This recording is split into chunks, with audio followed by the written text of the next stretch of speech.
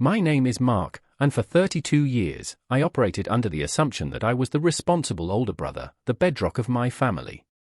I was the one you called when the car broke down, when the rent was due, when a shoulder was needed to cry on.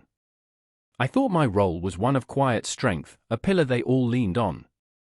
It took my sister's wedding, an event I partially funded, to show me the truth. I wasn't a pillar. I was the doormat. The final, undeniable proof came not in a shouted insult or a forgotten invitation, but in the form of a cheap, metal folding chair tucked away by the swinging doors of the industrial kitchen. That was my seat. That was where the guest of honor's brother, the family fixer, was supposed to sit and watch my little sister, Chloe, celebrate her perfect day. The venue was breathtaking, a restored barn with vaulted ceilings, draped in fairy lights and sheer white fabric. Hundreds of chairs, all identical, wooden, and adorned with ivory ribbons, were arranged in perfect rows for the guests. Then there was mine. It was a refugee from a church basement, a sad, grey metal thing that looked like it had been grabbed at the last second from a janitor's closet. My name, Mark, was written on a place card, propped up against a water glass, making the whole thing look like a pathetic, deliberate joke. I stood there for a long moment, the joyous chatter of the reception hall fading into a dull roar. Every 30 seconds, a server would burst through the swinging doors, a gust of hot, greasy air and the clang of pots and pans washing over me. This wasn't an oversight. This was a statement. This was my family telling me, in the most passive-aggressive way imaginable, exactly what I was worth to them. I was background noise. An afterthought. A necessary inconvenience to be hidden by the dishwashers. And in that moment, watching my mother laugh with Chloe's new, wealthy in-laws, something inside me didn't just break, it vaporized. This wasn't a new dynamic, just its most blatant manifestation. The pattern had been set in childhood. Chloe was the artist, the dreamer, the sensitive one. I was the practical one, that steadier one. When she wanted to go to an exclusive summer art camp, my summer job savings mysteriously became a family contribution. When I wanted to join the travel hockey team, it was deemed too expensive. When she got a C in algebra, my parents hired her a tutor. When I got a B in calculus, my dad asked why it wasn't an A. Our entire family life was structured around facilitating Chloe's potential while relying on my stability. This financial and emotional imbalance only accelerated as we became adults. I worked my way through state college, taking out loans and holding down 2 jobs to graduate with a degree in finance. Chloe went to a private art school, a decision that resulted in my parents remortgaging their house. A house, I should add, for which I had provided the initial 20% down payment years earlier as a gift to help them secure it. I was told at the time it was an investment in the family's future. It was only later I realized they meant it was my investment and their future. When Chloe graduated, she decided she couldn't possibly work a 9-to-5 job, it would stifle her creativity. So, I co-signed the lease on her trendy downtown loft apartment, a place I couldn't even afford for myself. I became the unofficial bank for her artistic career, which mostly consisted of selling a few paintings to her friends and running an Etsy shop that was perpetually in the red. She just needs a little more time, Mark, my mother would say. You're so good with money. You can afford to help her out. It was never a question. It was a statement of fact, an assignment of my resources to her needs. Back at the wedding, I walked over to my mother, threading my way through tables of happy, properly seated guests. I kept my voice low, determined not to make a scene. Mom, I said, catching her arm gently. There must be a mistake with the seating chart. They've put me at a folding chair by the kitchen. She didn't even look at me, her eye scanning the room for someone more important. Oh, Mark, for heaven's sake, don't be so dramatic, she sighed, patting my hand dismissively. We had a last-minute shuffle. Chad's aunt and uncle decided to come after all, and we had to make space. Your family, you understand. Chad was the groom. His aunt and uncle, whom he hadn't seen in a decade, were now sitting at the table meant for immediate family, laughing and drinking champagne. I looked back at my designated spot. It wasn't just near the kitchen, it was practically in it. The stainless steel doors swung open again, revealing a cook yelling at a busby. The smell of salmon and hot garbage wafted out. I didn't understand. For the first time, I truly did not understand. I walked back to my sad little chair and sat down. I watched Chloe and my father have their dance. He was weeping, holding her like she was made of glass, telling everyone how this was the happiest day of his life. I watched my mother look on, beaming with a kind of maternal pride I had never once been the recipient of. I hadn't eaten. The plate in front of me remained untouched. The constant traffic of the serving staff, the clatter, the shouting from the kitchen, it was all a perfect soundtrack to my humiliation. They hadn't just forgotten me. They had intentionally, thoughtfully, and deliberately placed me with the hired help. They had looked at a seating chart and decided that my place was not with them. It was a message delivered with brutal efficiency. The breaking point, the absolute final snap of a cord that had been fraying for 30 years, came from a stranger. A young waiter, probably a teenager working his first catering gig, hurried past me, stopped, and turned back. "Excuse me, sir," he said, his eyes flicking from me to the kitchen doors. "Are you on break?" Because chef needs someone to start running the dessert trays, he thought I was staff. He looked at me, a man in a tailored suit that cost more than his first car, sitting on a folding chair by the service entrance, and made a perfectly logical assumption. I wasn't a guest.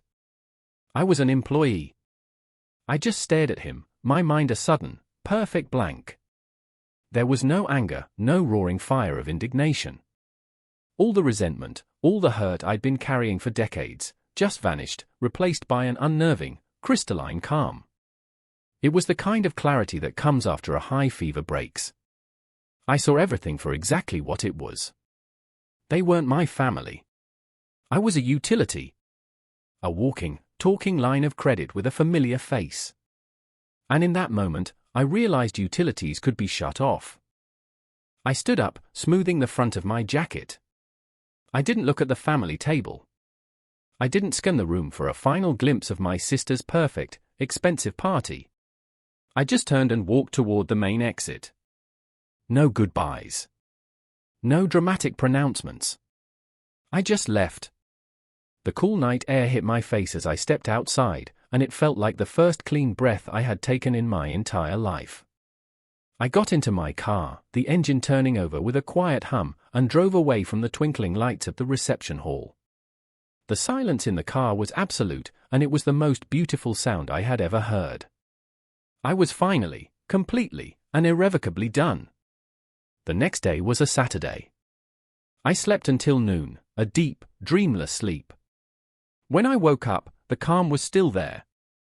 It was a cold, hard thing, like a stone in my gut.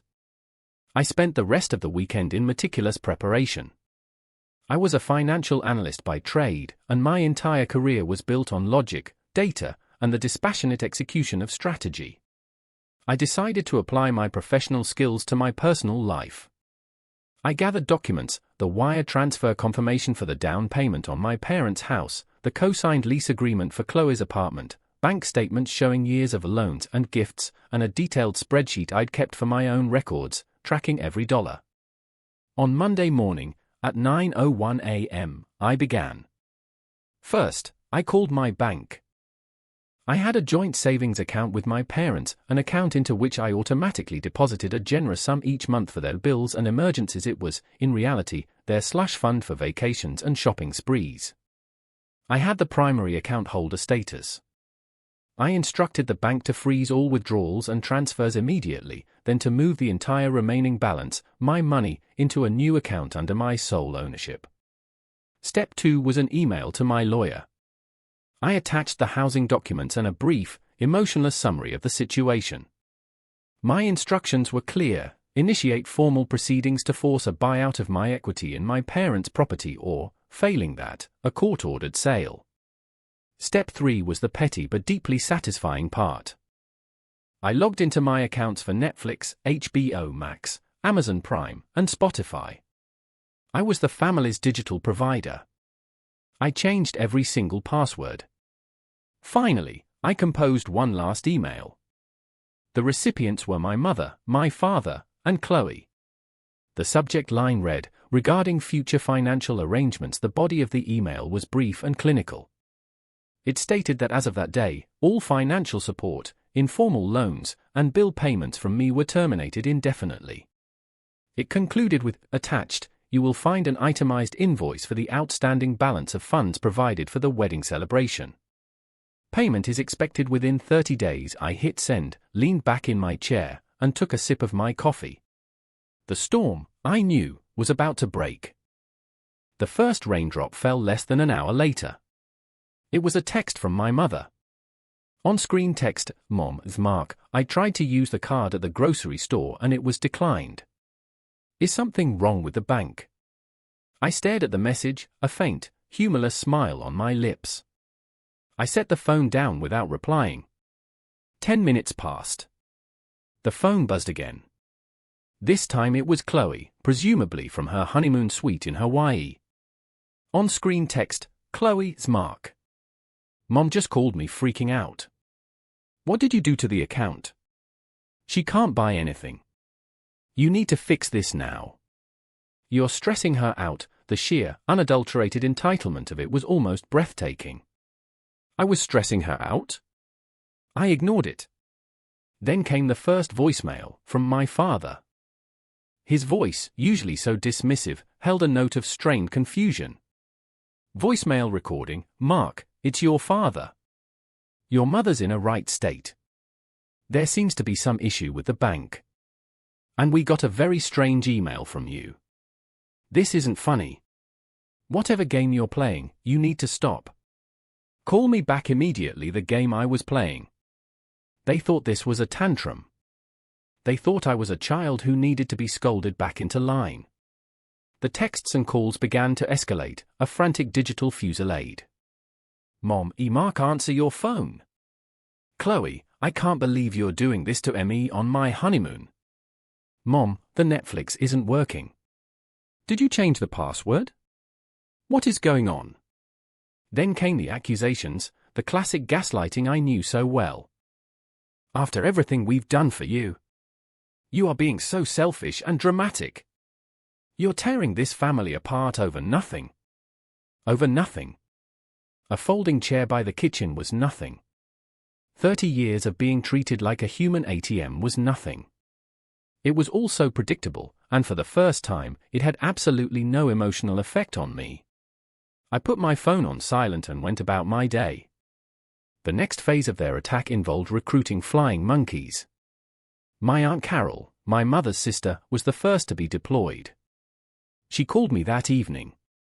I decided to answer, just to see what the party line was.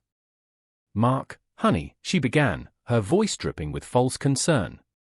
Your mother is beside herself. She said you've cut them off completely. What on earth happened? I kept my reply simple and factual. There was an incident at the wedding that clarified my position in the family, I said calmly. I've made some financial adjustments as a result of an incident, she asked, confused. But it was such a beautiful wedding. What could have possibly happened? They hadn't even told her. They were trying to paint me as unstable and cruel without providing any context. I saw my opening. They sat me at a folding chair next to the kitchen entrance, Carol. A server asked me if I was on break, I said, my voice flat. There was a long silence on the other end of the line. Oh, she finally said, her voice small. Well, I'm sure they didn't mean it like that. They did, I replied. But thank you for your concern. I hung up. The next attempt came from an unexpected source, Chad, the new husband. He sent me a text, clearly trying to sound like a reasonable, authoritative man of the house. On-screen text, Chad, hey man. Not sure what this is all about, but you're really hurting your mom and Chloe. Family doesn't do this to each other.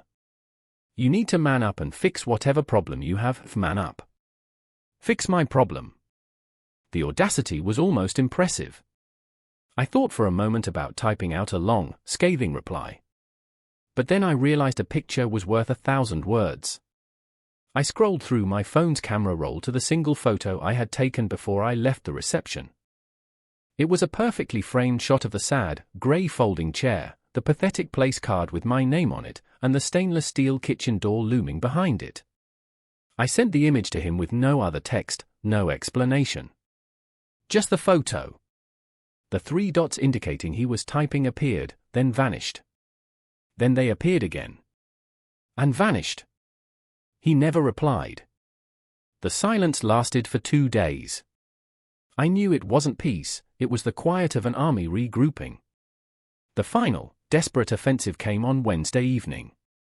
I was reading a book in my apartment when a loud, frantic banging started on my door. I knew instantly who it was. I looked through the peephole and saw them, my mother, my father, and Chloe, fresh off her ruined honeymoon. Their faces were twisted with rage and panic. I didn't move. I didn't make a sound. "Mark! Open this door right now," my father bellowed, rattling the handle. "We know you're in there." Chloe started shouting, her voice shrill. "You got a letter from your lawyer sent to the house. You're trying to kick us out of our home? Are you insane?" My mother began to wail, a theatrical, high-pitched cry. "Mark, please. How could you do this to us? After all I did for you. I gave you life." The sheer, unmitigated gall. I calmly took out my phone and hit the record button, setting it on a small table in the entryway. The shouting continued, a torrent of insults and accusations. I was ungrateful. I was a monster. I was selfish. I was cruel. Then, as their rage sputtered out, the raw panic took over. "Please, Mark," my father's voice cracked. "The bank called. They told us about the legal notice. We can't afford to buy you out. We'll be on the street." Chloe's voice was a panicked shriek. "And my apartment. The landlord called me. Because you withdrew as a co-signer, I have to requalify on my own and I can't. They're going to evict me. You've ruined my credit." That was my cue. I took a deep breath, walked to the door, and opened it. They stood there, momentarily shocked into silence by my sudden appearance. I held up my phone, the screen showing the red recording icon. "Are you finished?" I asked, my voice devoid of any emotion. They stared at me, mouths agape. "Every choice has a consequence," I said, my voice as cold and hard as the feeling that had settled in my chest. "My seat at the wedding wasn't just a chair, it was a message about my value to you. Consider this my reply. My lawyer will handle all future communication regarding the house. You have 90 days to arrange the buyout. I'd advise you to start immediately." I then closed the door gently in their 3 stunned, horrified faces and locked it. Chloe, predictably, took the battle to the last refuge of the desperate and self-absorbed, social media. A day after the disastrous confrontation at my door, she posted a long, rambling paragraph on her Facebook page. It was a masterclass in vague-booking victimhood. It's so heartbreaking when you realize the people you thought would always have your back are the first ones to stab you in it, it began. You learn who your real family is when things get tough. Some people are just so full of hate and selfishness that they can't stand to see anyone else happy. Praying for those with dark hearts, the post was immediately flooded with sympathetic comments from her clueless friends. "Oh no, sweetie, what happened? Sending you love and light. You're so strong." I watched the comments pile up for about an hour.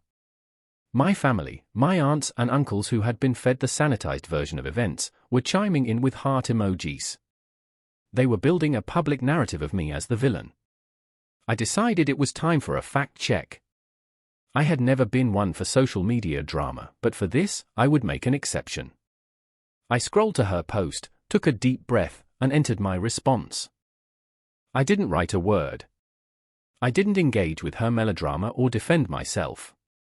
I simply clicked the attach photos icon and uploaded the picture. The one picture. My lonely, grey, folding chair, sitting forlornly by the kitchen door. I hit post. The effect was immediate and catastrophic for her. The first reply to my photo was from a cousin. "Wait. What is this? Is that from the wedding?" Then a friend of hers, "Chloe, why was your brother sitting there?" The question started coming thick and fast, a digital tide turning against her.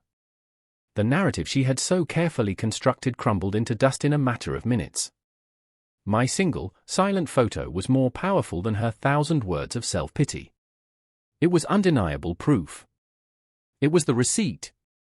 Within an hour, the entire post, and all the comments, had been deleted. But the screenshot had already been taken. The truth was out. It's been 6 months now. The silence in my life is no longer unnerving, it's my new normal. The house was sold. As I suspected, my parents couldn't afford to buy out my substantial equity, so they were forced to put it on the market. They used their share of the proceeds to downsize to a small condo in a town an hour away. Chloe was, in fact, evicted from her trendy loft. Without my financial backing, her artistic career collapsed. I heard through the grapevine that she and Chad are living in a tiny apartment above a laundromat, and she's working as a barista, a 9-to-5 job after all. They complain about me, of course. They tell anyone who will listen that their cruel, heartless son and brother destroyed their lives over a misunderstanding about a chair. But no one really listens anymore. The picture told the real story. I sit in my own apartment, a place that is truly mine, and I feel a sense of peace that is profound. I've reconnected with some extended family members who reached out after seeing the photo, apologizing for believing my parents' version of events. It turns out that when you remove the source of chaos from your life, you find out who your real friends and family are. For years, I thought my value was tied to what I could provide for them. I thought my role was to be the fixer, the foundation, the silent partner in their happiness. They taught me a painful but necessary lesson: my value is inherent, and it's not up for negotiation. They wanted me to know my place. And in the end, they succeeded. I found it. My place is here, in a life I built for myself, free from obligation, guilt, and the crushing weight of their expectations. That folding chair by the kitchen wasn't an insult. It was a gift. It was a key that unlocked my own cage. So I'll ask you, what would you have done? Would you have stayed in that chair, eaten the cold dinner, and swallowed the bitterness for the sake of family? Or would you have walked out and bought your own damn table?